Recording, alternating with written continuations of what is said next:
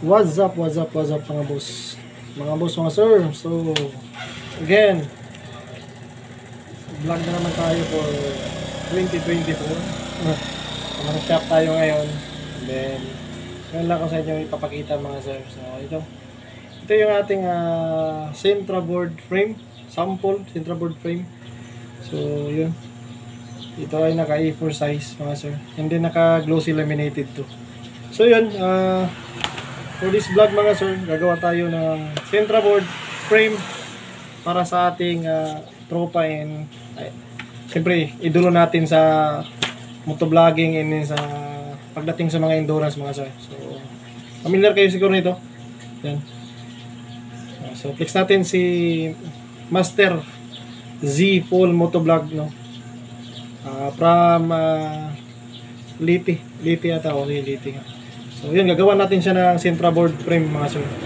So meron ako ditong naka-print na tatlong pirasong pictures na yun. Z-Pool Motovlog. And then ito naman yung isa. Yeah. Ito yata yung nag-finisher sila sa Quick Tires na endurance challenge dun sa Manila. Team Bisaya sila, Liti. Tatlo sila, puro naka-sniper, no.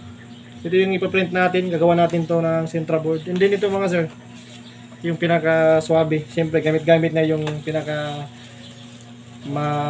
malakas na sniper 155 yun. Kita nyo yan, oh. Yan. Oh, yan. Siguro familiar naman tayo sa kay Master Z Paul. So yan. Yun yung motor niya na sniper. And siyempre, yung rider niyan, napakalupit mga sir. So, ayan. Gagawa tayo ng 3 pieces na Sintra board. Ito yung sample na gagawin natin mga sir. Yan. Ito yung gagawin natin para kay Idol Z-Paul. So, from Leyte ito mga sir. So, si Master Z-Paul mga sir is ambassador to siya ng Quick Tires Philippines na gulong.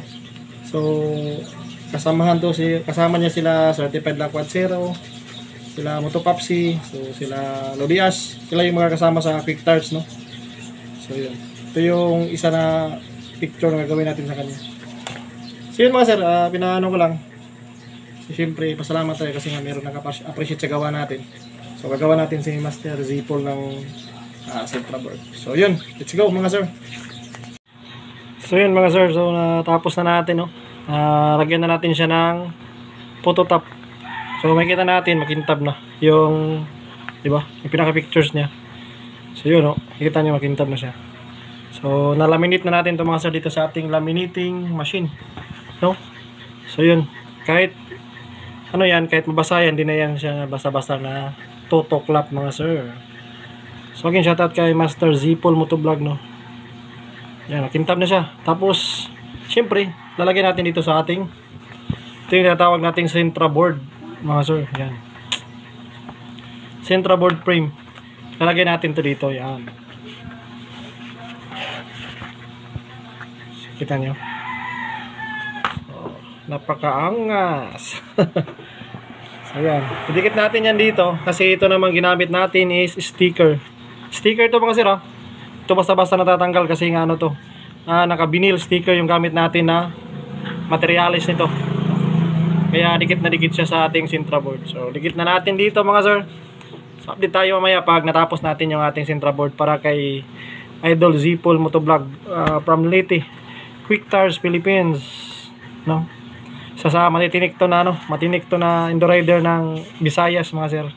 So ayun, hopefully mambit natin soon, no, si Master Z-Paul Motovlog. Okay, update ako mamaya mga sir.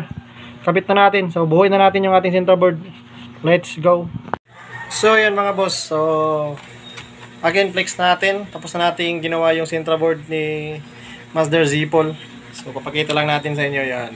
Kita pa. So yun, naka na to mga sir, no? Naka glossy laminated. Yan.